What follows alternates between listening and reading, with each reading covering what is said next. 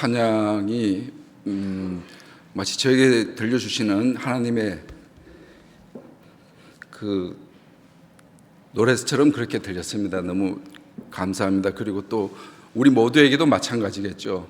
하나님 불러주시는 대로 하나님 따라서 그렇게 달려가는 그런 귀한 인생들 다 될 수 있기를 바랍니다. 저에게는 이름이 있습니다. 저뿐만이 아니죠. 모든 사람에게 다 이름이 있죠. 근데 분명히 이게 저에게는 이렇게 이름이 있는데 얼마 전까지만 해도 선교사라고만 그렇게 불렸고 한국에 돌아와서는 목사라라고 그렇게 불려졌더랬습니다. 이렇게 자기 이름이 불려지는 경우가 잘 없다라고 느껴질 때가 어느 순간부터 그렇게 느껴지는 순간들이 있더라고요. 아마 이게 나이가 점점 어르신들 계시는데 죄송하지만 나이가 점점 들어가는 게 아닌가라는 그런 생각들을 해보게 됩니다. 근데 제게는 제 이름을 그렇게 가끔씩 불러주는 친구들이 있습니다.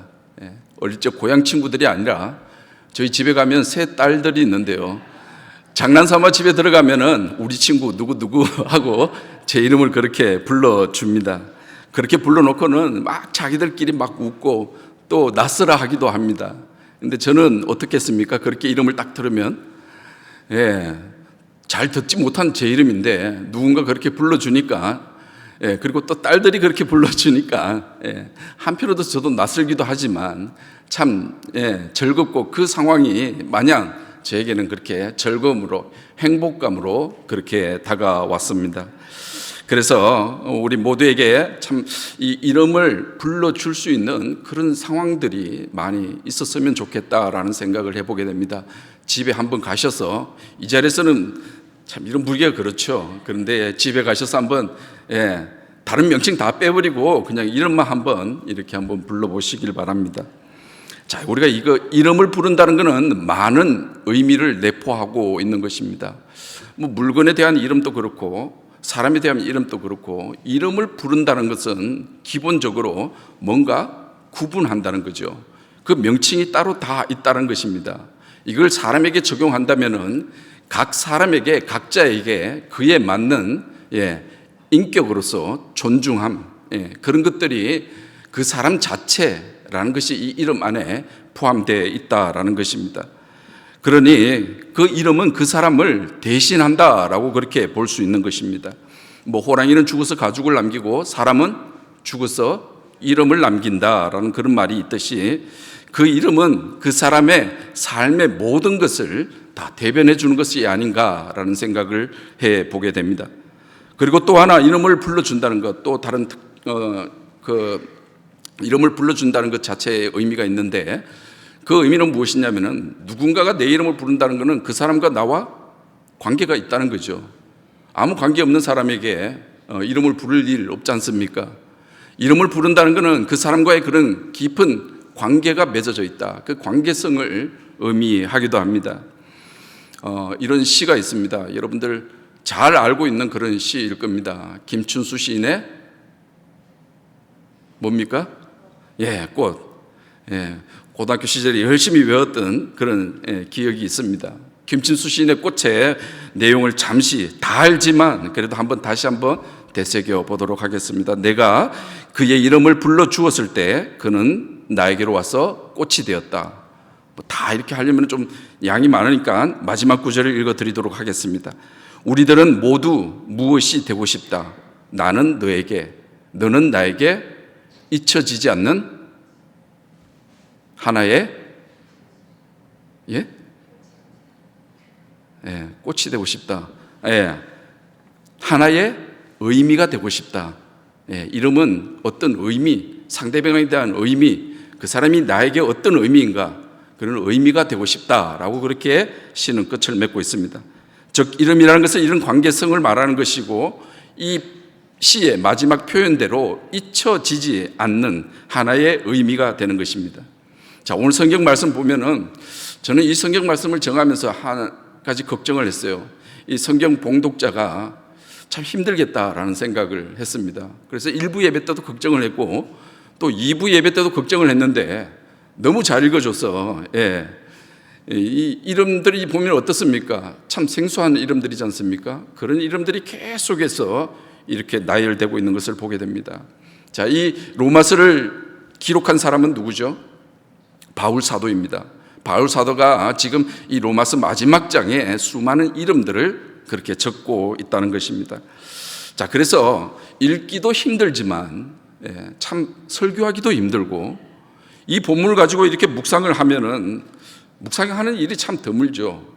참 은혜가 되지 성경 말씀이 은혜가 되지 않는 성경 말씀이 있다 이야기하면은 설교자로서의 기본적인 도리가 하는 거. 하나님의 말씀이지만 참 은혜로 와닿기가 쉽지 않은 성경 구절 말씀이 마치 민수기에 여러 이름들이 이렇게 족속들의 이름들 등장하는 것처럼 마치 그렇게 느껴지는 그런 본문들입니다. 마치 요즘 하는지 저희 집에 TV가 없어서 TV가 어떤 내용인지 모르겠는데 보통 연말 되면 어떤 걸 합니까? 연말 시상식들 하죠. 뭐 대상 받고 이렇게 하면은 이 배우들이 앞에 나와서 소감을 발표합니다. 그런데 그 소감을 발표하는 거의 반 이상이 어떤 내용들입니까? 전부 다 개인적인 자기만 알고 있는 이름들을 쫙 나열하고 있는, 지금 이 16장이 마치 그렇게 사람들 앞에 나와서 감사의 인사를 전하고 있는 듯한 그런 글들로 그렇게 보입니다. 자, 그렇다면 왜 이렇게 바울이 16장 하나를 어려운 그 이름들을 이렇게 쭉 나열하면서 그렇게 적었을까? 분명한 목적이 있었겠지 않겠습니까? 지금 이 바울이 이렇게 이름을 나열한 그 목적이 또한 이 로마서를 기술한 그 목적이기도 합니다. 자, 이 원래 로마서라는 책은 책 제목이 로마서는 아니죠. 예.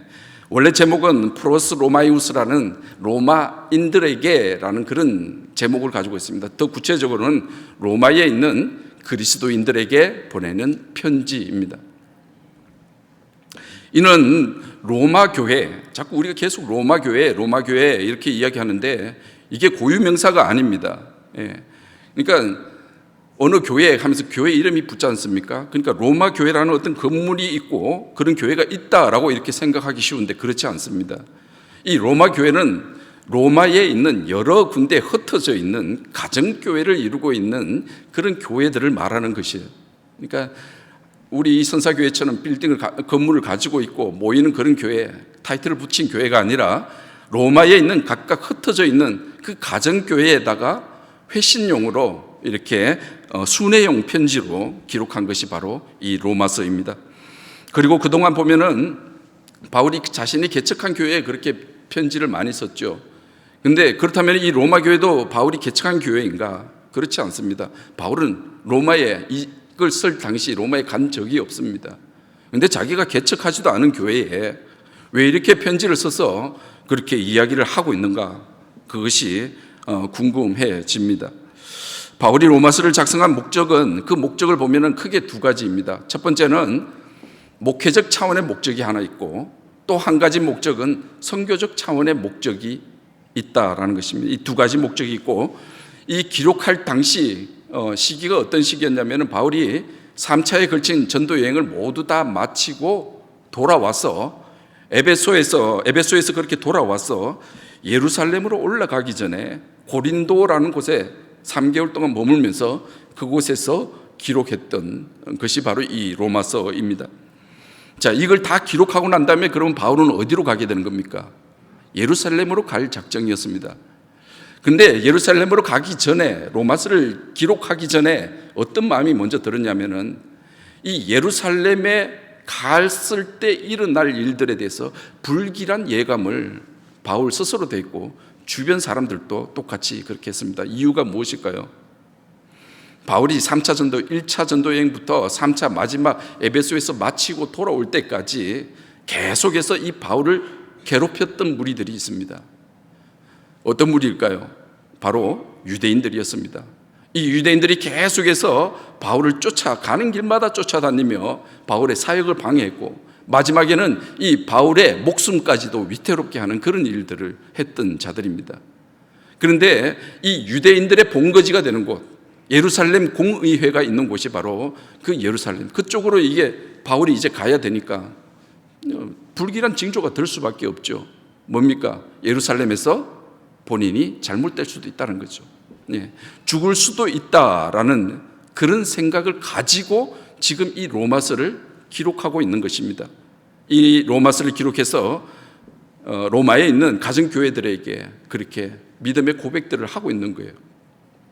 자, 이렇게 마지막 죽을 수도 있다라고 생각하면서 가는 글을 보고 뭐라고 합니까? 유언장이라고 하죠. 그래서 이 로마서가 유언장이 되어지는 겁니다. 로마서를 적고 난 다음에 원래 유언장이라는 건 생애 마지막에 적는 거지 않습니까? 그런데 바울이 이거 로마서를 적고 난 다음에 그 이후에도 또 다른 바울 서신서들이 계속 나옵니다. 옥중 서신을 비롯해서 계속 나옵니다. 그런데 이걸 왜 그 유언장이라고 이렇게 이야기를 할 수 있냐면은 그만큼 이 예루살렘으로 가는 그 일 가운데 이 결단을 해야 되는, 죽음을 각오하고 가야 되는 그런 상황에서 쓰여진 것이 로마서이기 때문에 이를 바울이 유언장이다라고 그렇게 이야기할 수 있는 것입니다. 당시 이 로마 교회는 크게 두 개, 첫 번째 목적이 뭐라고 했죠? 목회적 목적이 있었다 그랬죠. 이 목회적 차원에서 보면은 이 로마 교회는 크게 두 가지 그룹이 있었습니다. 하나는 헬라파 그리스도인들, 그리고 또 하나는 유대인에서 회심한 유대파 그리스도인들이 있었습니다. 이 두 그룹이 교회 안에서 여러 가지 정치적인 그런 이유들로 그 교회에서 빠져나왔다 다시 들어갔다 이동을 반복하면서 화합하지 못하는 그런 모습들이 있었습니다. 그러니까 목회적 차원에서 첫 번째, 바울이 이들이 한 교회 안에서 잘 이렇게 협력하여서 아름다운 교회를 만들어 가라라는 그런 목적으로 로마서를 작성했습니다. 그리고 두 번째, 선교적 목적의 차원에서 바울은 바울이 1차, 2차, 3차 전도 여행을 하고 가장 최종적으로 전도의 목적지로 잡은 것, 자기가 최종적으로 선교할 지역을 잡은 곳이 어디냐면은 스바나입니다. 스바나는 지금 스페인을 말합니다. 당시에 보면은 이 스페인에 대해서 생각을 하기를 그 당시 세계관으로는 이 스페인이 세상의 끝이다, 땅 끝이다 라고 그렇게 여겼기 때문입니다.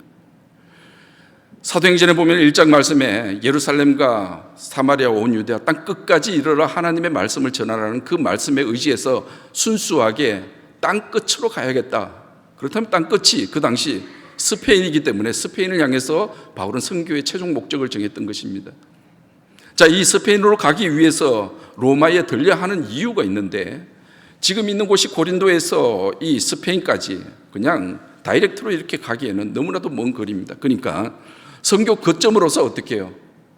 로마라는 곳을 거점 지역으로 잡고 또 그 로마에 머물 때 든든히 세워진 이 로마 교회들을 통하여서 어떻게 해요? 믿음의 신앙의 그런 어떤 안전지대, 그러니까 이 함께 동력할 수 있는 사람들을 만들어 가기 위해서 바울이 이렇게 로마에 있는 교회에다가 편지를 그렇게 보낸 것입니다. 즉 다시 말해서 선교적 목적으로 보았을 때는 바울이 자신의 라스트 미션, 최종 목적지 스페인을 두고 그렇게 로마로 가서 그렇게 말씀을 전하려고 했습니다. 자, 그렇다면 이 바울이 스페인까지 갔겠습니까? 땅끝, 자신이 목표했던 라스트 미션을 임무를 완수했을까요? 그렇지 못합니다. 바울은 자신이 그 스페인으로 가기 위해서 거점으로 잡았던 그 로마에서 죽게 됩니다. 자, 그렇다면 인간적으로 볼 때는 어떻습니까? 바울의 이 선교는 최종 목적지까지 도달하지 못한 실패한 선교가 되었다라고 그렇게 판단할 수 있습니다. 그런데 놀랍게도 바울은 그 스페인을 가지 못했지만, 땅끝까지 복음을 전하지 못했지만 바울을 대신하는 것이 있었습니다. 무엇이었겠습니까? 바로 이 유언장이었습니다. 로마서였던 겁니다. 세상의 모든 길은 로마로 통한다라는 말이 있죠. 그 말은 뭐냐면은 이 로마가 전 세계를 지배하면서 더 효율 있게 지배하기 위해서 탄탄한 대로들을 만들었던 겁니다. 수천 킬로에 해당되는. 지금도 아직 그 대로가 그대로 여전히 얼마나 튼튼하게 만들었길래 아직까지 그렇게 남아있다라고 합니다. 그 이름이 아피아가도라는 그런 군사 대로, 로마의 대로, 아피아가도라는 이름으로 그렇게 불려지고 있는, 이 군사적 목적으로 만들어진 이 대로를 통해서 어떻게 해요? 복음이 전파되어진 거예요. 바울은 끝났지만 군사 대로가 어떻게 해요? 복음의 대로가 되어지는 놀라운 일들이 무엇을 통해서요? 이 로마서를 통해서 일어나게 된 것입니다. 얼마나 놀라운 로마서입니까? 로마서가 놀라울 수밖에 없는 게 바울이 그만큼 유언 마지막이라고 생각을 하고 그렇게 적어 내려갔기 때문입니다. 마지막이라고 결단하는 그 자리에 하나님께서, 성령님께서 그를 통해서 복음의 메시지를 그냥 막 부어 주신 겁니다. 그러니까 이 복음의 능력이 얼마나 놀라운 것인지 우리가 이 일들을 통해서 깨닫게 됩니다. 로마서는 성경 주석가들이, 또 신학자들이 성경에서 가장 많이 연구하고 또 책으로 펴낸, 주석한 그런 성경책입니다. 이 복음주의 신학자 중에 존 스토트라는 그런 분이 있는데, 이분은 어느 정도냐면은 이 로마서가 16장까지 있는데 1장, 이 한 장만으로 500페이지 넘는 그런 책을 만들어냈다고 합니다. 한 장만 해도 그만큼 많은 어떤 하나님의 은혜가, 이야기할 수 있는 많은 은혜들이 계속해서 그렇게 쏟아져 나온다는 것입니다. 그런데 우리가 오늘 읽은 이 로마서 16장을 읽어보면 어떻습니까? 앞에 것들을, 이야기를 들어보면 이 로마서 하나하나 주옥 같은 글인데 이 16장을 읽어보면 왠지 모르게 낯설게 느껴집니다. 물론 편지의 마지막이니까 마지막으로 사람들에게 인사하고 하는 그런 말들로 적을 수도 있겠지만 너무나도 많은 사람들이 그냥 쫙 서술되어 있는 것을 보게 됩니다. 이 로마서 1장부터 15장까지 내용이 너무나도 그 믿음의 글들입니다. 은혜로운 글들입니다. 그렇다면 그 내용들을 다 이끌어왔다면 마지막 결론 부분에 여러분들 같으면 편지글에 어떻게 적겠습니까? 마지막 결론 부분에는 앞의 내용들을 토대로 해서 상대방으로 하여금 이걸 읽었을 때 감동을 느낄 수 있도록, 눈물이 흐를 수밖에 없도록 그런 결정적인 그런 이야기들을 적어 나가야 될 것입니다. 중요한 말을, 중요한 메시지를 거기에 적어야 했을 것입니다. 그런데 바울은 지금 그 가운데 어떻게 보면 참 중요하다고 생각하는 이 마지막 편지 말미에 그냥 수많은 사람들의 이름을, 그리고 계속 반복적인 단어로 그렇게 이야기하고 끝을 내버린 것을 보게 됩니다. 그래서 어떤 신학자들은 이게 바울이 쓴 글이 아니다라고 그렇게 이야기를 하기도 합니다. 1장에서 15장까지는 바울이 기록했고 후대의 성경 집필가들이 16장을 첨가했다라고 그렇게 이야기를 하고 있습니다. 왜냐하면 너무나도 앞의 글들과는 너무나도 이질감이 많이 있기 때문입니다. 그리고 또 오늘날 우리가 로마서를 접하는 우리도 아쉬운 것이 1장에서 15장까지 그 주옥 같은 내용들이 계속 이어져서 더 강력한 메시지가 16장에 있었으면 더 좋았을 텐데 라는 그런 아쉬움, 그런 것들도 느끼게 된다라는 것입니다. 그러니까 우리 16장에 대한 의문문이 계속 생기지 않습니까? 왜 이름들을 이렇게 나열했을까? 참 이름도 참 낯섭니다.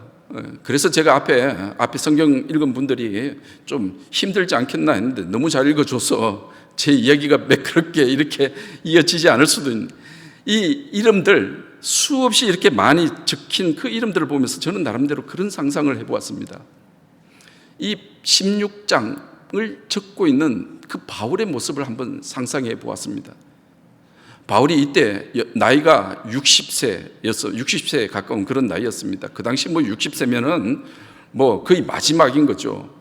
1차, 2차, 3차 전도 여행을 다 거치면서 얼마나 많은 고난 가운데, 역경 가운데 그렇게 그 걸음을 걸어와서 거기에서 글을 적고 편지를 적고 있겠습니까?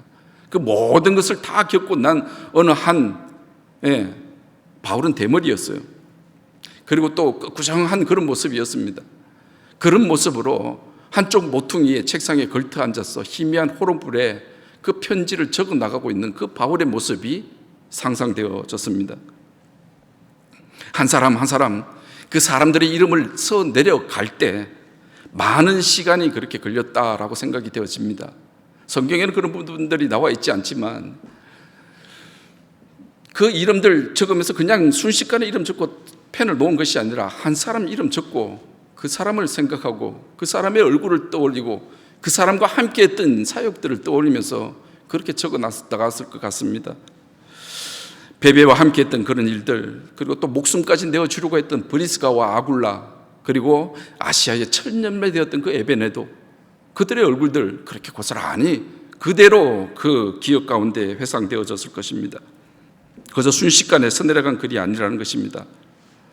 자, 이렇게 먼저 한 사람 한 사람의 이름을 적고 다 일일이 그렇게 기억하며 적어 나간다는 것은 앞에서 이야기했다시피 그 사람과의 관계성을 말하는 것입니다. 우리는 일반적으로 바울이라고 생각하면은 수도성처럼 그렇게 생각을 합니다. 혼자 보따리 메고 그렇게 텐트 메이커 하면서 아무런 도움 받지 않고 독불장군처럼 그 일들을 해 나갔을 거다라고 그렇게 생각을 많이 합니다.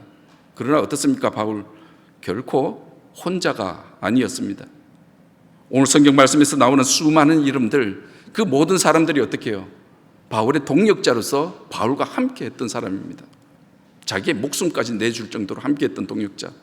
옥에 갇혔을 때 그들과 그 바울과 함께 하려고 했던 그런 동역자들입니다. 여러 가지 모양으로 다양하게 이 바울과 함께 동역했던 그런 사람들입니다. 아마도 바울이 바울 되게 되는 것, 그 바울 자신의 어떤 탁월함이 아닙니다.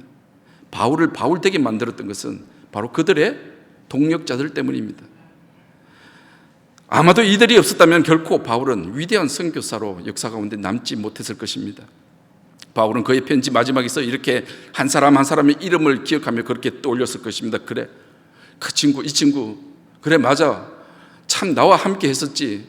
그래, 이 친구 내가 참 그때 좀 더 애를 쓰고 도와줬더라면 하는 그런 미안한 마음도 들 것이고, 내가 그때 그 사람에게 괜한 말을 해서 상처를 주고 아픔을 줬지 하는 그런 아쉬움들, 그런 여러 가지 마음들도 있었을 것입니다.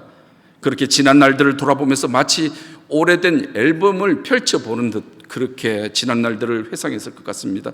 그리고 그 각 사람의 이름 앞에 오늘 말씀에 보면은 그냥 이름을 적는 게 아니라 다 각기 나름 다른 그런 수식어들을 다 붙입니다. 각자의 바울의 그 사람에 대한 관계성에서 나오는 기억들에서 그 기억들에서 나온 그 수식어들을 그렇게 적는 것을 보게 됩니다. 우리 선사교회 공동체 가운데서도 서로가 서로를 기억할 때 그 사람 이름 앞에, 또는 아니면 뭐 이름 부르기 좋은 그 직책 앞에 어떠한 권사님, 어떠한 장로님, 그런 수식어가 붙는 그런 일들이 우리에게 있었으면 좋겠습니다. 열심히 그렇게 교회를 위해서 기도하시던 그 권사님, 교회의 어려운 일들, 힘든 일들은 그냥 도맡아서 하셨던 그 집사님, 그리고 새벽기도 그 재단에 잊지 않고 그 자리를 지키며 그렇게 있었던 그 장로님, 그리고 또 모차르트는 아니지만 모차르트와 비슷한 머리를 하신, 뽀글뽀글한 머리를 하시며 우리에게 정말 은혜로운 그런 하나님의 노래를 들려주시기를 애써 힘썼던 그 지휘자님, 꽤 길죠. 수식어가 길면 길수록 김일성 앞에 붙는, 돌아가셨죠 그분. 그 앞에 붙는 수식어처럼 길어질수록 뭡니까? 그 사람에 대한 기억이, 그 사람에 대한 관계성이 그만큼 더 깊다는 거죠. 우리 서로가 그런 수식어를 붙이며 서로를 바라볼 수 있는, 서로를 기억할 수 있는 그런 선사교회 여러분들 다 될 수 있기를 바랍니다. 그리고 무엇보다 로마서 16장에서 언급하고 있는 사람들을 보면은 정말 다양한 계층의 사람들이 있다는 겁니다. 갱그레아 교회 일꾼으로 바울의 필요한 바를 채워주었던 보호자 되었던 베베라고 그렇게 적고 있습니다. 이분은 여성이었고 이 로마서를 로마 교회에 전달만 했겠습니까? 가정교회니까 다 흩어져 있으니까 그 로마서를 들고 가서 어떻게 해요? 가르치며 순회하는, 교육하며 그런 일들로 힘썼던 여성, 제일 처음으로 여자를 언급하고 있어요. 이 당시 여자는 우리가 생각하는 상상 이하거든요. 그런데 여성을 먼저 이야기를 꺼내고 있어요. 우리 여성 여러분들 힘내시길 바랍니다. 자, 그리고 한 가정을 언급하는데 브리스가와 그 남편 아굴라라고 이야기를 하고 있습니다. 이 사람은 원래 텐트 만드는 그런 사람, 사업가였습니다. 근데 로마에 가서 이 사업을 하다가 글라우디오 황제 때 유대인들은 전부 다 나가라는 그런 칙령을 발표하게 됩니다. 그러니까 어쩔 수 없이 그곳을 떠나 고린도에 와서 사업을 하다가 이 바울을 만나서 회심하게 되는 겁니다.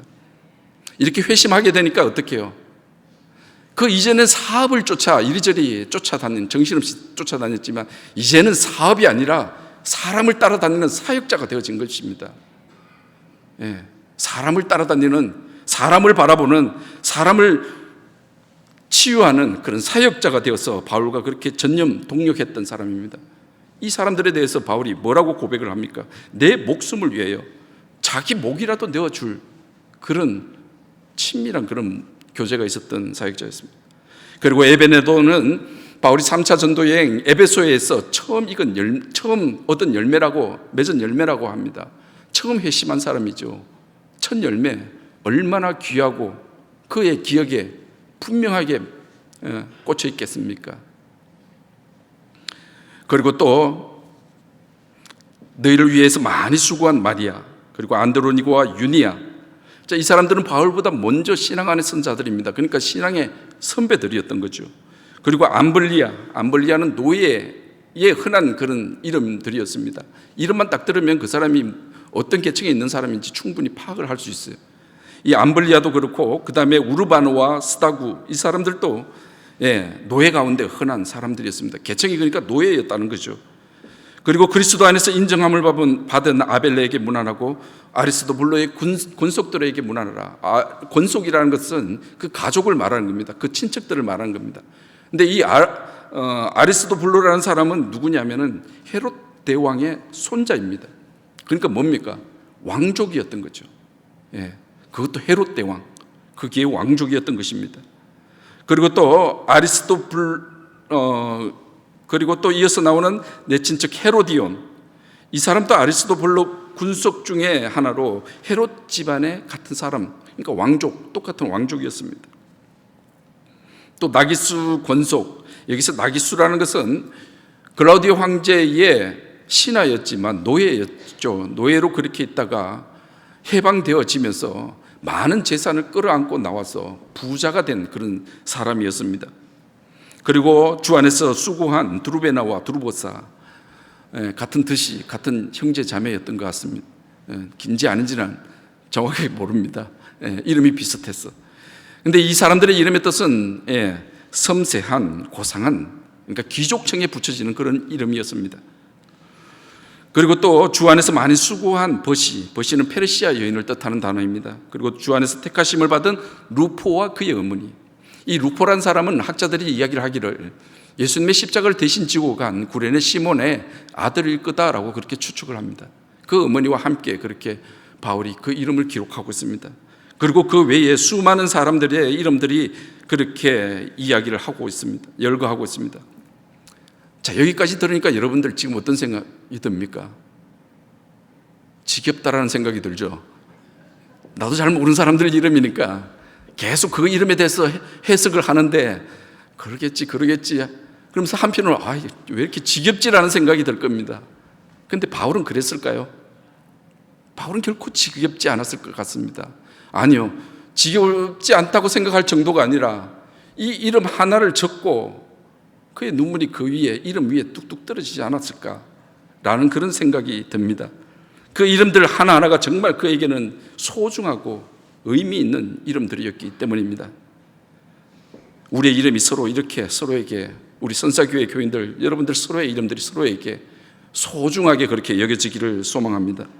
지금 16장에서 바울이 언급한 사람들의 신분은 당시에 로마의 인종이 다양했는데 그 다양성만큼 다양한 사람들이 교회 안에 들어와 있는 것을 보게 됩니다. 남자가 있고 여자가 있었고, 그리고 또 경제적으로 부유한 사람이 있고 그러지 못한 사람들이 있었고, 귀족이 있었고 노예가 있었고 유대인이 있었고 이방인이 있었습니다. 그러나 이들의 공통점이 무엇입니까? 바울의 동력자였다는 것입니다. 아니, 더 정확하게는 하나님의 동력자로 그렇게 이곳에 모였다는 것입니다. 세상 사람들의 가치 기준으로는 결코 함께 할 수 없는 계층의 사람들이 그 한 자리에 모여서 그렇게 서로 동력하며 그들의 이름을 기억하며 여러 가지 수식어를 붙여가며 그렇게 모여있는 그런 공동체였다는 것입니다. 그 동력자였기에 바울의 하나도 놓치지 않고 그들의 이름을 하나하나 이렇게 성경 말씀 마지막 그 귀한 로마서의 한 장을 그렇게 장식하고 있는 것입니다.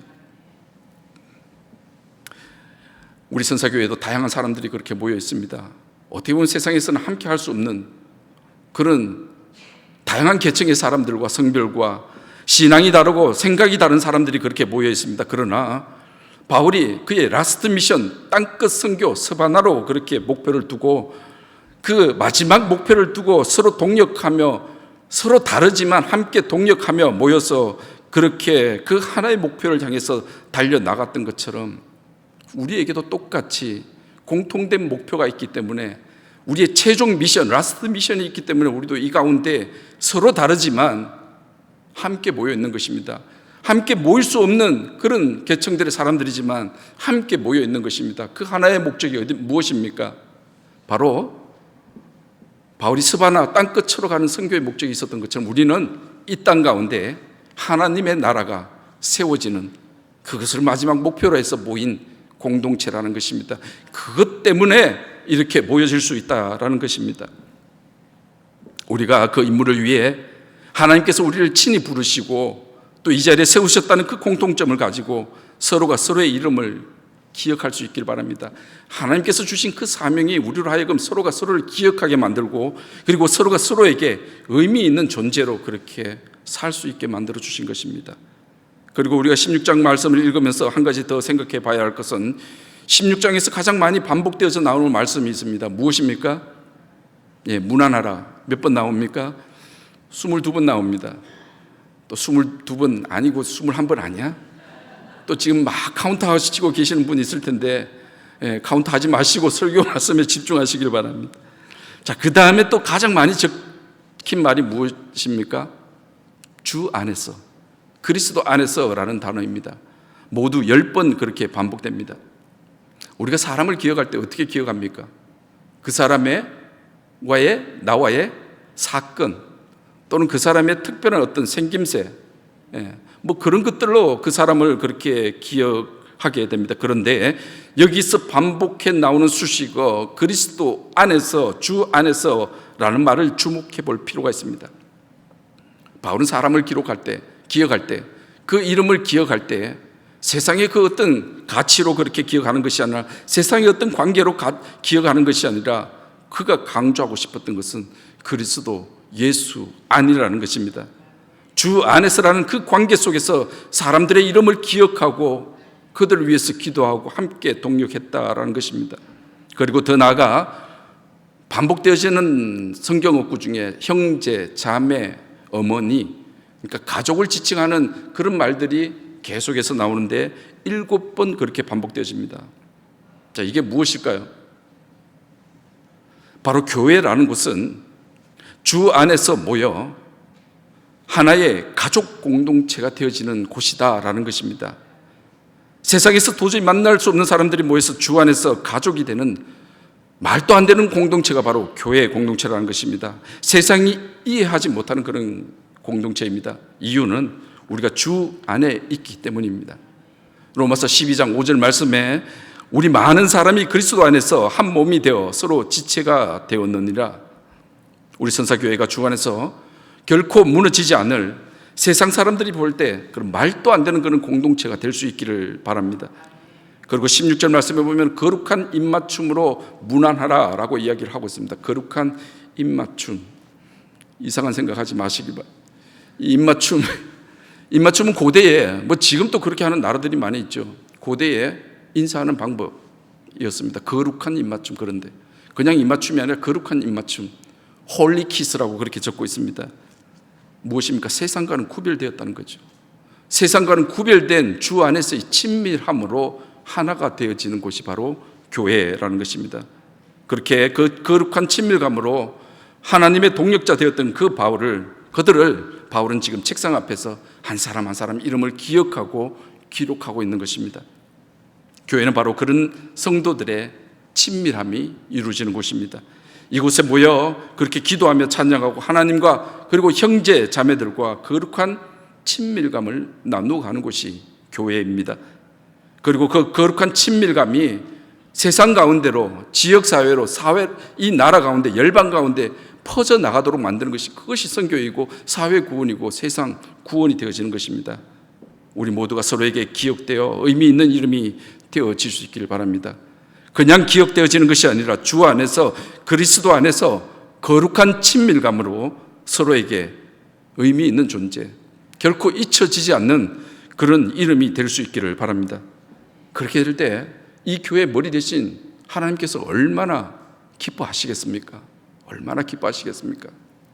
우리가 조금은 부족해도, 서로가 서로를 보기에 조금은 연약해도, 서로가 좀 논쟁하고 또 뭐 부딪히는 일들이 조금은 있다고 손치더라도, 그래서 조금은 답답하다고 하더라도 서로가 서로를 주 안에서 이 거룩한 친밀함으로 그렇게 묶어 서로에게 의미 있는 존재, 서로에게 의미 있는 존재로 끝나는 것이 아니라 누구에게요?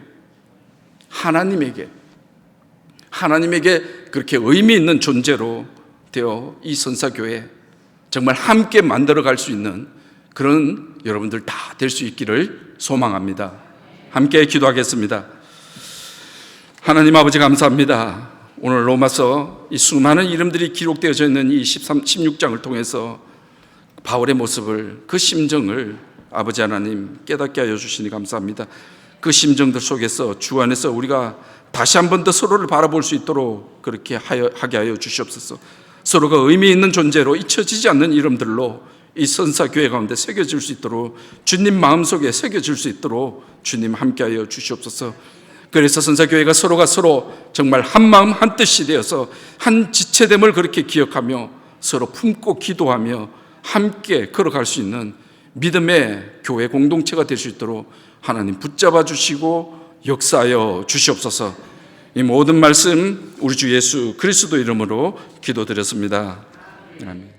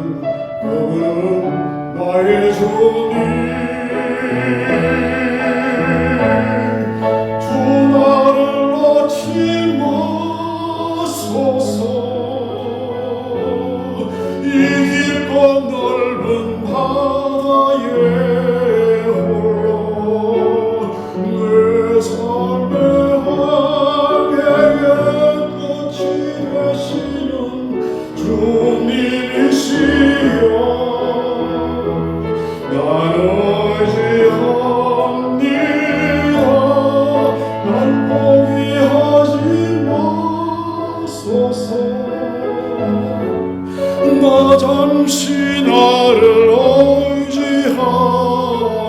의지하여도 내 삶의 항해의 방향을 잡아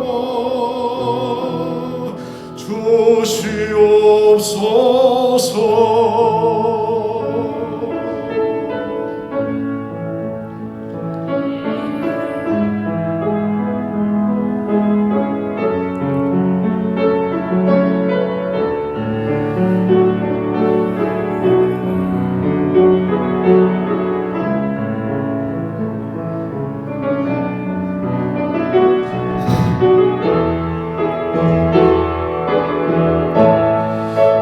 나를 놓지 마소서. 이 깊고 넓은 바다에 홀로 내 삶의 항해의 끝이 되시는 주님이시여. 난 의지합니다. 널 포기하지 마소서. 나 잠시 나를 의지하여도 내 삶의 항해의 방향을 잡아 주시옵소서.